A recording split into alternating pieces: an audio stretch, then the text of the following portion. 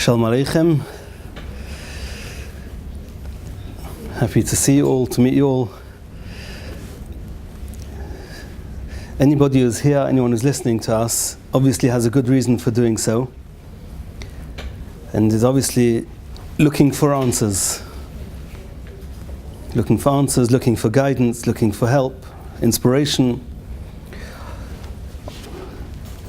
The title, what they've written here, is The Derech, where all our struggling and healthy children meet. We all share similar needs, let's get to know them the Torah way. We're not going to be discussing therapy today. I'm not going to be discussing so much the practical application of what we're going to discuss. But being that there's so much balagan and so many people out there who are just throwing theories, hashkafas, perceptions, and often making a big mess, so I'd like to take one nukuda and try and bring it out from Chazal. Something Chazal teach us about the nefesh, about people, and if we understand a little bit that Chazal taught us how to look at the nefesh, it will, by default, it will give us the tools to know what's bound to work and what's not going to work.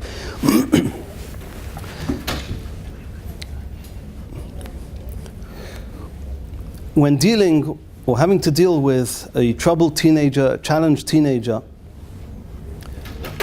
the situation is always very dynamic. It's not just we have a kid here who's acting out and we have an agenda, he's got to be back into yeshiva and marry into a Rosh Hashivish family, and that's our goal no matter how. That's a very immature way of looking at things and doesn't work. When you have a challenged child, you've got a very broad dynamic. You've got the child himself, who's obviously not just woken up one morning to say, I'd love to spite my parents, I'd love to really give them a hard time, what can I do? Okay, I'll be Mechal Shabbos, and that will give them a hard time. No kid woke up one morning like that. So this child has obviously gone through a journey and has got to a place where unfortunately he is today. But he's not the only one in the picture. You've got parents, and believe it or not, the parents are also human beings, and the parents are also on a journey, and they're getting triggered their own way. There's obviously something that made this child act out the way he is, and there's something that's going to be the deciding factor as to how the parents are going to react. Are they going to react maturely? Are they going to react immaturely? Are they going to have their own needs in mind? Are they going to be there for the child? You've got the siblings, which is a very major factor here. Number one, there's the fear of, however I'm dealing with this struggling teenager, often bringing in negative influences into the house and strange ideas. How's that going to affect the other siblings? And then even if it doesn't affect them negatively in a ruchnius way, but how's the brother dealing with the fact that they have a brother who's off the derech?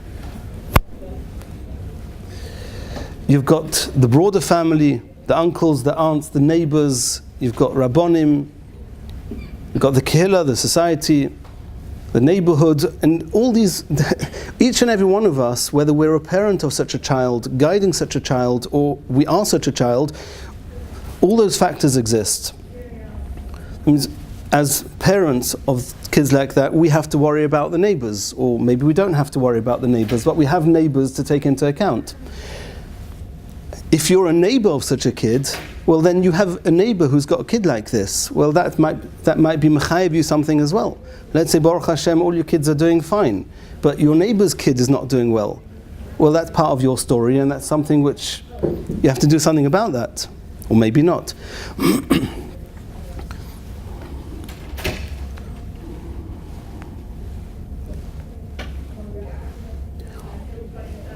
There's a Gemara. The Gemara says in Eruvin Daf Nun Gimel Amud Aleph that Rabbi Yochanan entered a yeshiva. It's one of the Tanoim, the early Amoraim.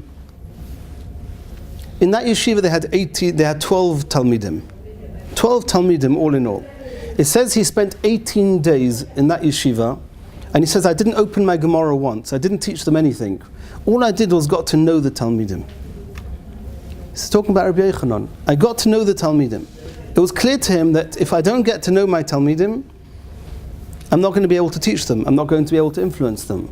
That means having kids, or it's not only with kids, it's with anybody. If you want to influence somebody, it's not just about where my goals are and how am I going to get there.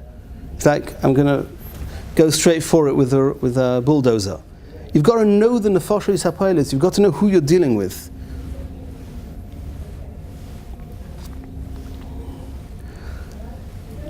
There was a common phrase going back over 2,000 years ago.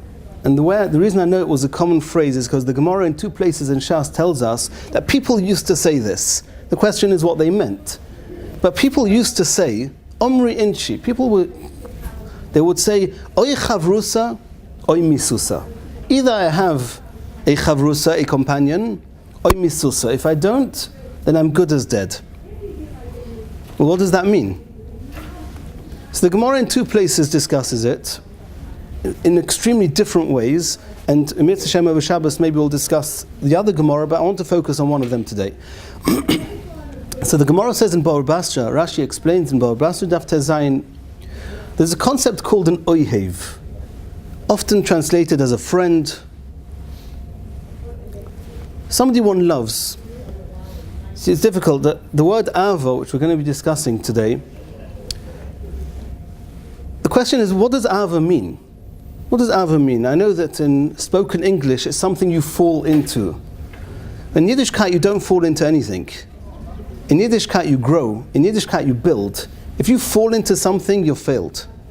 So if like love is something you fall into, then you miss the point. You miss the boat. So what is it?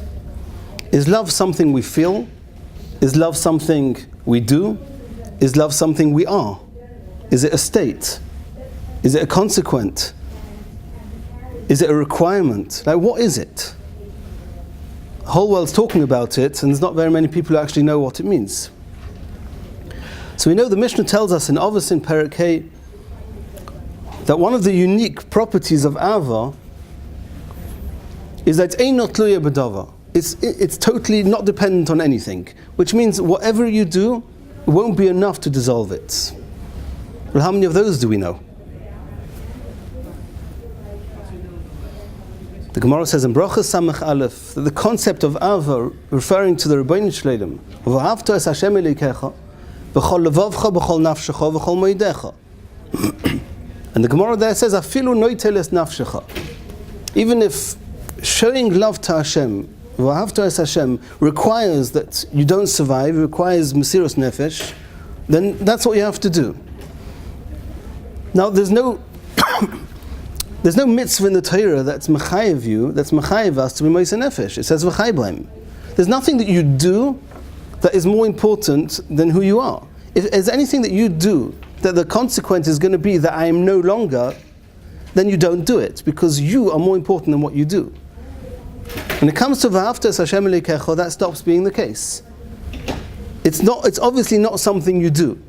V'ahavta es Hashem is obviously not purely a mitzvah. It's beyond that. There's obviously something about dying that is not as strong as the love for Hashem. In other words, we'll understand this in a few minutes a bit better, but death is not going to get in the way of the Avos Hashem. Death is a temporary state. It's a state that temporarily we move into consequent to a mitzvah called Avos Hashem.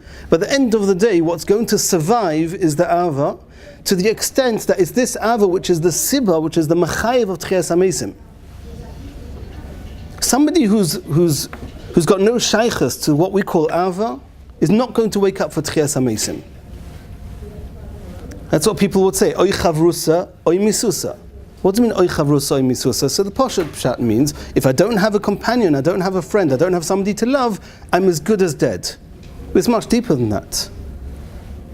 If you know what the sugya called chavrusa means, if you know what love means, then misa is never going to get to you. Yeah, after 120, we might enter a temporary state called misa, until Tchias HaMesim. If we are void, if we don't have the Ava, then there's no Tchias HaMesim. It's a Mefurush in the Gemara. So we know that in Chazal, when two people want to make a covenant, a bond, what's it called in the Torah? A bris. A bris is a covenant. David made a bris with Yonasan. There was the bris bein absarim. Now, if anyone would ask you, what ingredient, what factor do I need to merge, to bond, to combine two things? What do I need? So I'm not sure if I would have an intelligent answer, but I know the one thing that I would not use. The only one thing I wouldn't use is a knife. I might use glue, I might use water bonds things. I could use maybe wind, to put things together. I would not use a knife. That's the one tool which the Gemara says explicitly, that you're not allowed to put a knife on the mizbeach, because knife cuts people away from life. So if you want to make a bris with somebody, the only thing you don't use is a knife. Now, the problem with that is that there's only one thing that the Torah tells us about making a bris, and that is that you do it with a knife. It's called koires habris. You cut a bris. The first bris mentioned in the Torah explicitly was the bris bein absarim, with Avraham Avinu. How did he do that? He took the animals and he cut them into two. What a way of making a bris. We have the bris milah, the famous bris milah, which is some type of connection between the child and his neshama, between the child and Hashem, which is we're not going to discuss that sugya at length now, but how do you do that? By being koires habris, by using a knife. So the Vilna Gaon asked the question. The Vilna Gaon in his Pirush and Sefer Yetzirah, he says, I don't understand how you can make a bris with a knife. I'm going to read you the words of the Gaon.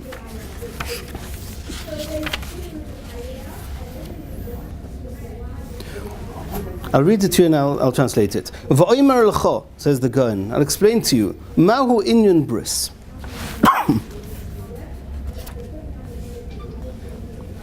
If you have somebody you love like you love yourself, and you want that this friend should never be separated from you, but you can't, it's just technically not possible to always be hand in hand. Right? If I want to always stay connected to you, what I'm going to do is I'm going to take a piece of me and I'm going to give it to you. Now, since I'm always connected to myself, because I am I, if I give a piece of me to you, then wherever you are, part of me has gone with you. That's something that was once me and is now with you, that guarantees that we're always going to be connected. Etc. V'loshen bris u'avtocha, it's a guarantee she'al yedei hadavar vaday lo yispared.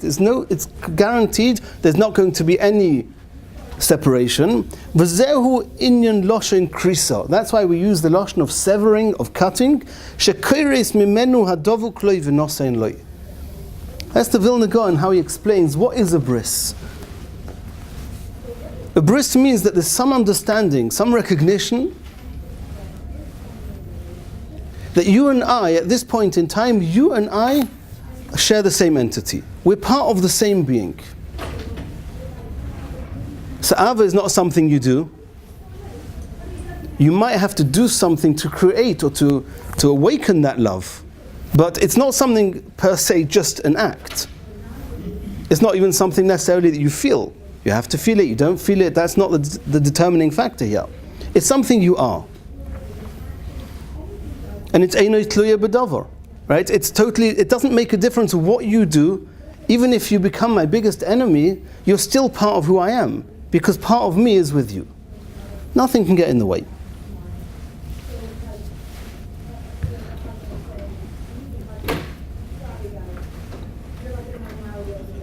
A slave, an eved, right? He only keeps his title as a slave all the while that he's not rebelling against his master. If a slave wakes up in the morning and says, today I'm not doing what you asked me to do, then you're sacked, you're not a slave anymore. A child, bonim, being a child is not something that's determined by what they do. A child who can rebel against his parents is still a child. Still a child. It's interesting, the Gemara said, the Pasuk says in Parashas Re'eh, that Bonim atem l'Hashem Elokeichem. We're all sons of Hashem, And the Pasuk says, and so what? And therefore, when somebody loses a relative, don't mourn too much. What's the association between those two things? There's one thing, bonim atem l'Hashem. There's another thing, when you're mourning, make sure that you stay within the halachic boundaries. There's different halachas of what you're not allowed to do when you're mourning. Keep the mourning with its limitations. And the answer is that if we are bonim l'Hashem, what does that mean? It means there's something about me and something about Hashem that has merged into one. When it says in the Pasuk that Hashem blew a neshama into my guf, vayipach ba'apav nishmas chaim, then there's something in me which is coming from Hashem. Now we don't need to understand that, we're not discussing Kabbalah now, it's deep concepts, but there's something in me which is a chelek elukah mimal, there's some godliness in me.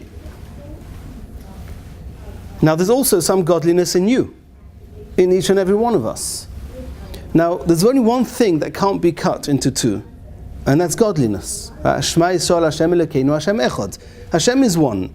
So if there's godliness in me and godliness in you, the two of us must be connected by default. If we're not connected, it's either the only way we're not connected is either that I don't have godliness, or you don't have godliness, or that godliness can be cut into two. And since all those three are false, by default we're connected.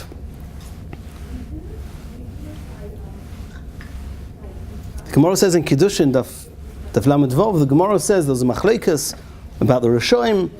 The Reb Meir said, Bein kach ubein kach bonaim haim. Klal Yisrael, irrespective of what their situation is, they're always bonim to Hashem. The Rashba says that even though normally the halacha is like Rabbi Yehuda, and in the Gemara there, Rabbi Yehuda has a slightly different approach, but the Rashba says in this case the halacha is like Reb Meir. It's almost one of the only places in Shas we paskin like Reb Meir, bein kach ubein kach bonai haim. So where's this taking us? There's a Gemara says in Sanhedrin that Yisrael shechota, when Klal Yisrael, when the Yid does an Aveira, Yisrael, afal pi shechota, Yisraelhu. Even though he did an Aveira, he's still called a Yisrael. Everybody knows this famous phrase, afal pi shechota, Yisraelhu. I would have written it the other way around. Afal pi Yisraelhu, even though he's Yisrael, he's a Yid, he's a Jew, chotahu, he's a chayta. He deserves to be punished. Maybe if he wouldn't be a Jew, Shain, who cares what he does? But you did an Aveira. We know that at Har Sinai, we all made the Shvuah, we made the promise we're going to be tzaddikim. Mushba v'oimed me'Har Sinai.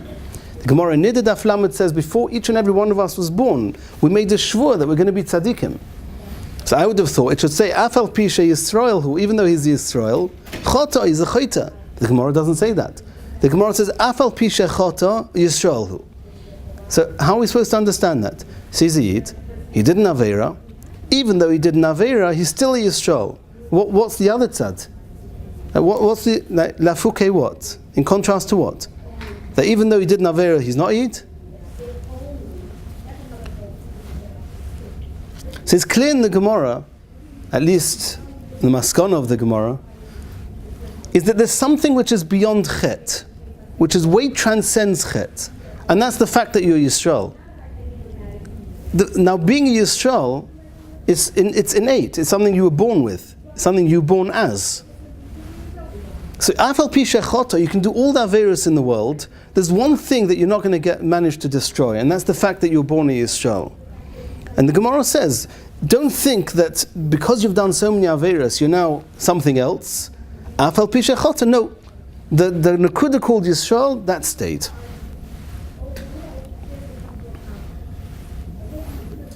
And that's the Nakuda of Bonim Atem.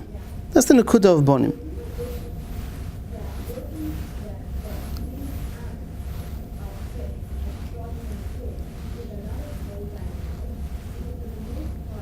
Somebody who feels completely disconnected, whether it's disconnected from themselves, disconnected from their spouses, disconnected from their children, their parents, from Hashem, they've lost this vital ingredient called connection. Nothing exists if it's not connected. The Gemara says in Baba Basra, everything in the world is only half. Everything is half. You're always dependent on somebody or something else. There's a man and a woman. It's a zachar and a keva. There's always, one is dependent on the other. There's day and night. The Gemara even says that the day lends time to the night and the night lends time to the day. There's always the plus and the minus. Everything is dependent. Anything that stands on its own, standalone, has no schus kiyum. That's why when you count people, right, we know that if you count somebody 1, 2, 3, 4, it's very, very dangerous. It says there can be a magefa. Because if each one is just one, then we're in trouble. So what do? We take the machzis hashekel, where everybody is part of a whole, where everybody is the other half of somebody else, and then it's okay. Then you have a schus kiyum. Because what makes all of us part is the fact there's a one Beira, there's one Hashem that's connecting all of us, and that's the part that no chet can get in the way, and no misa can get in the way. Even death can't get in the way. That's why there's no magefa. The Maral says there's one mitzvah that somebody who transgresses that mitzvah is not going to wake up for Tchias HaMesim, and that's somebody who lends money and takes ribis. Somebody who takes ribis. Ribis happens to be the same letters as bris. When you're taking ribis, what does that mean? It means I don't need you, you don't need me. I'm going to use you and you're going to use me. Right? He didn't understand as if I have to lend you money because we need each other. We're there for each other. If I lend you money and I make it into a business, it means that you're there to serve me.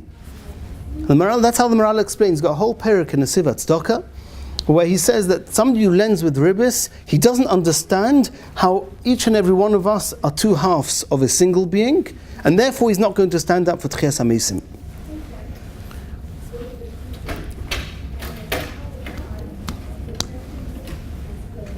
Well, many of our kids, or kips for those who know the term, the kids in pain, what most of them, if not all of them, are going through, if you ask them, does anyone love you? And I do this all the time with parents, with the teenagers that I speak to. I say, if you were Hashem who had to grade you, how much do you think Hashem loves you?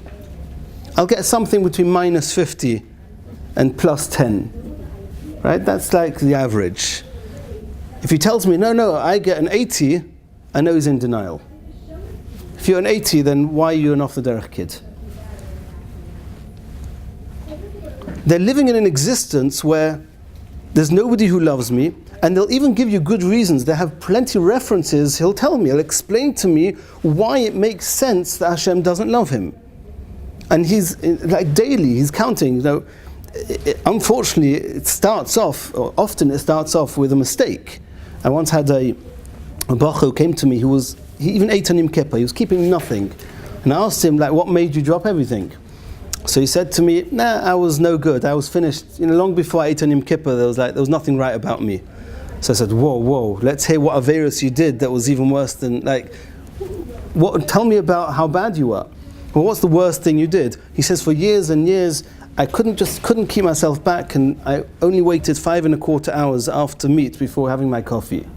And he was sure that was a terrible Avera. And then after 5 years and doing this every day, how many days? Thousands of days, every day having a coffee, we're not waiting the full 6 hours. So that was it. There's nothing left of my Yiddishkeit.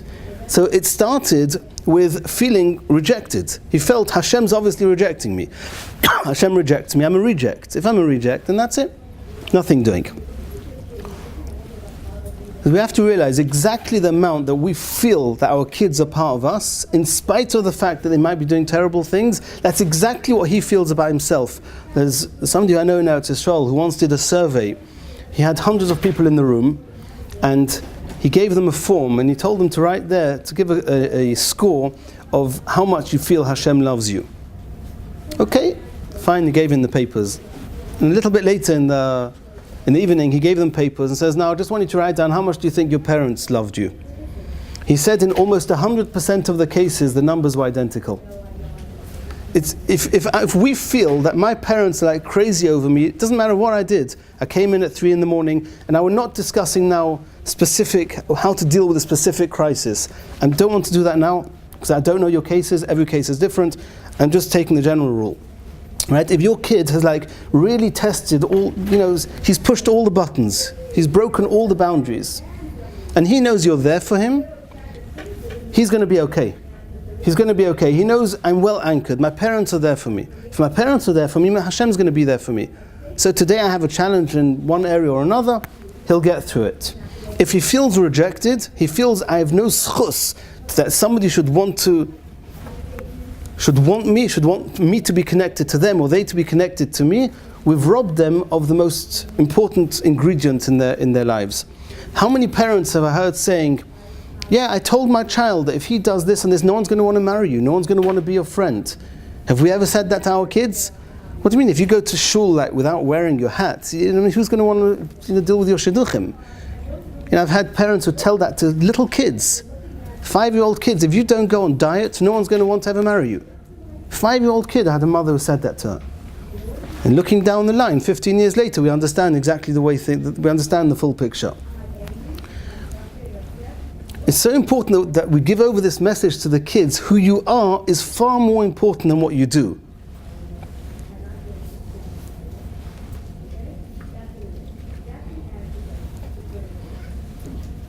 The children who feel that the religion is what's causing them rejection, because I just can't do it right, I can't daven straight enough, I can't put my finger in the siddur every minute, I can't come in time every time, I can't make my brachas loud enough and slow enough and clear enough. And if religion becomes all the conditions on which the love, the ava is dependent on, if the only interactions a child gets from their parents is, this is not good enough, and this is not good enough, and this is not good enough, he's going to say, you know what, I've got a brilliant idea. I'm just going to go off the derech, and that's it. Now there's no more conditions. I don't need to keep anything. I don't believe in anything. So going off the derech has become his solution, not his problem.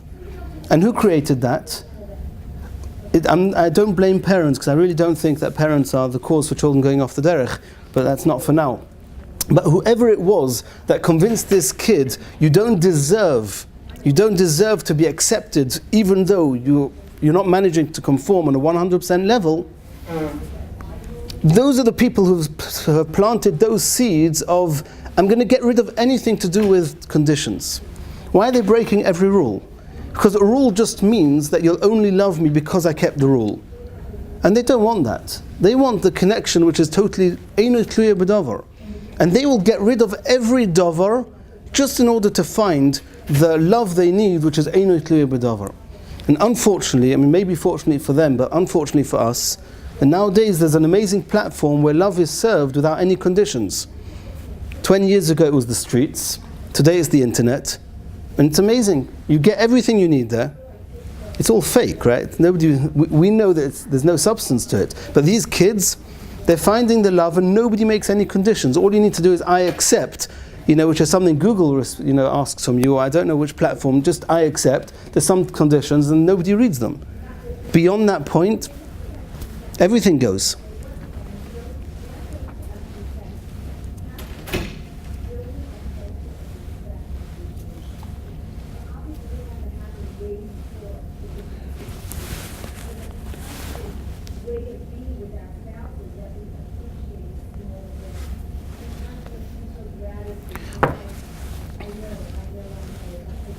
There's another point which is very important.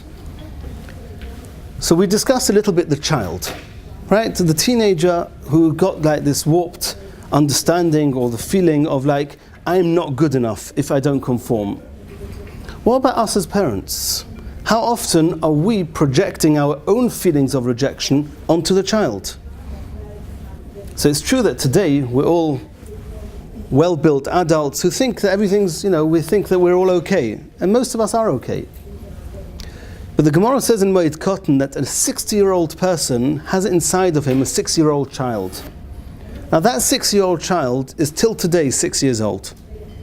Which means that if at 6 years old, any of us adults, right, got that impression from a teacher, from a parent, from a friend, that you're not good enough because there's something you did that didn't conform with some rule or other, then if we don't work that, do the inner child work, if we don't take care of that, then till today, we can be 60 years old and beyond, and will still be something inside of us that says, does Hashem really love me?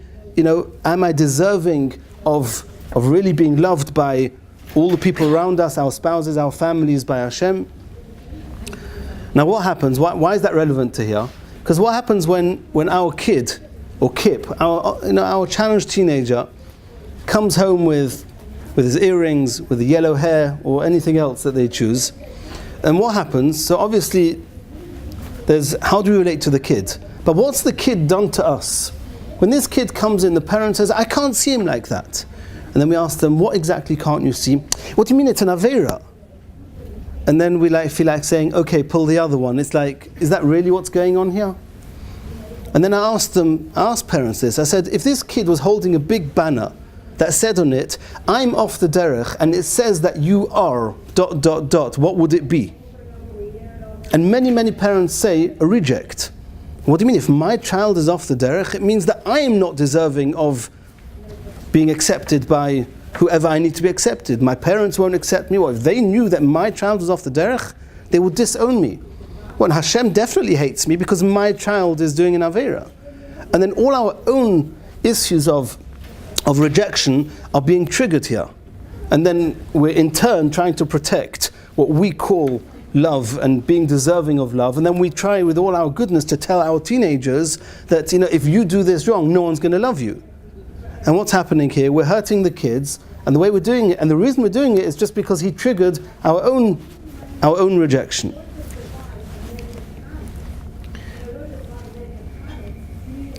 Now what happens with all of us kids? Right, I'm talking about the 6-year-old kids. So for those of us who are doctors,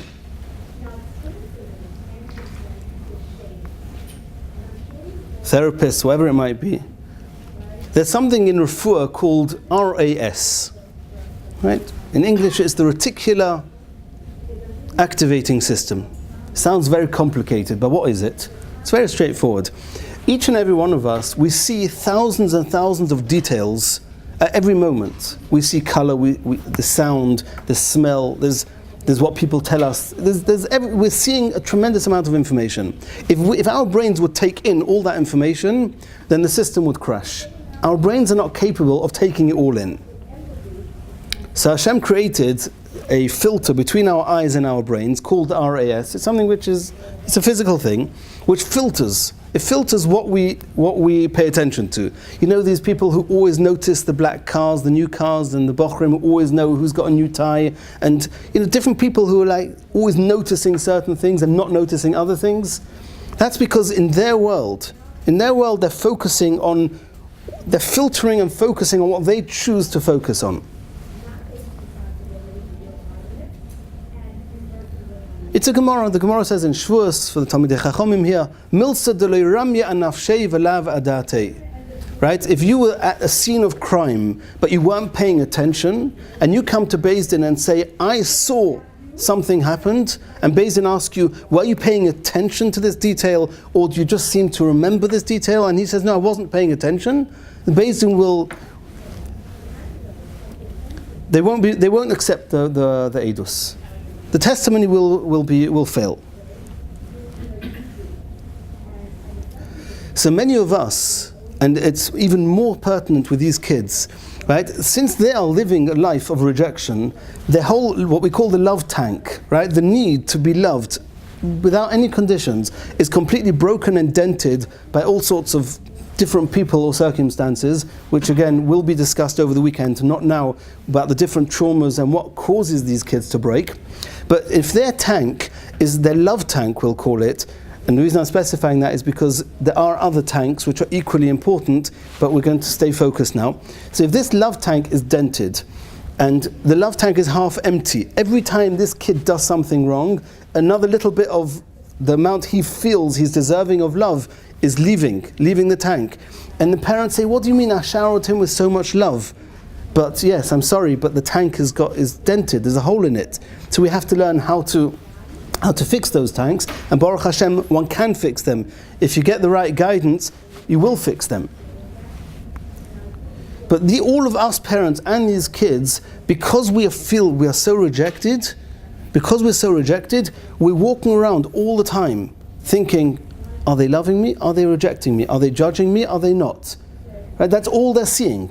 That means you could be giving them a compliment, but if they think that you're only giving them a compliment because they did something that fits your agenda, they'll just chuck it out. Because they're super sensitive to that means their RAS, their system is super sensitive of, is this pure love, is this rejection?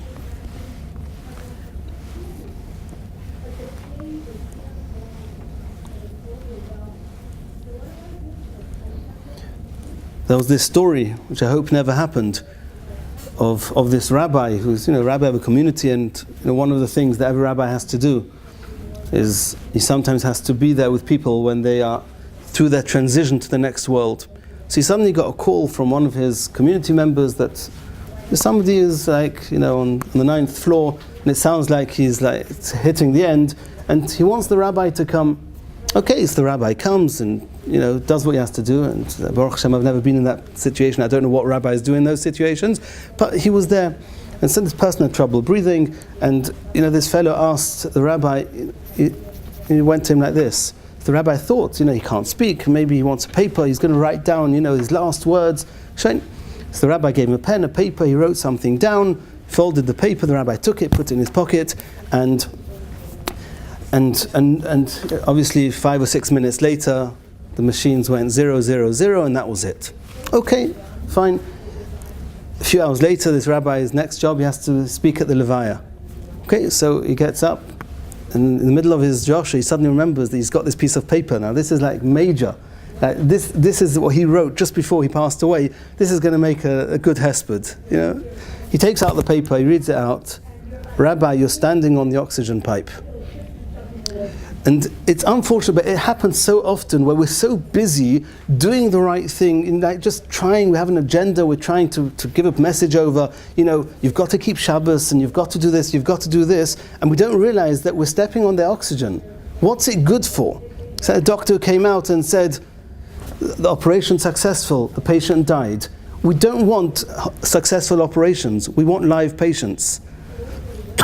Live patients become happy patients. Happy patients become healthy ones. And healthy ones, they do everything Hashem wants them to do. So let's try and take that with us. Nowadays, the world is all about contacts, likes, friends, followers. Anyone who's under the age of 25 here knows what I'm talking about. It's all about connection. Make sure that we give our kids that feeling of, we are one with you. We're with you. We're okay with who you are, just the way you are.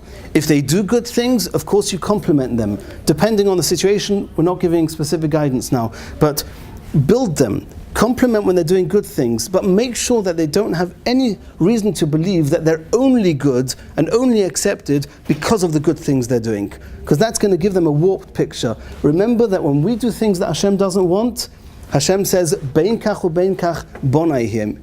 The Rebbeinu Shem keeps us no matter what.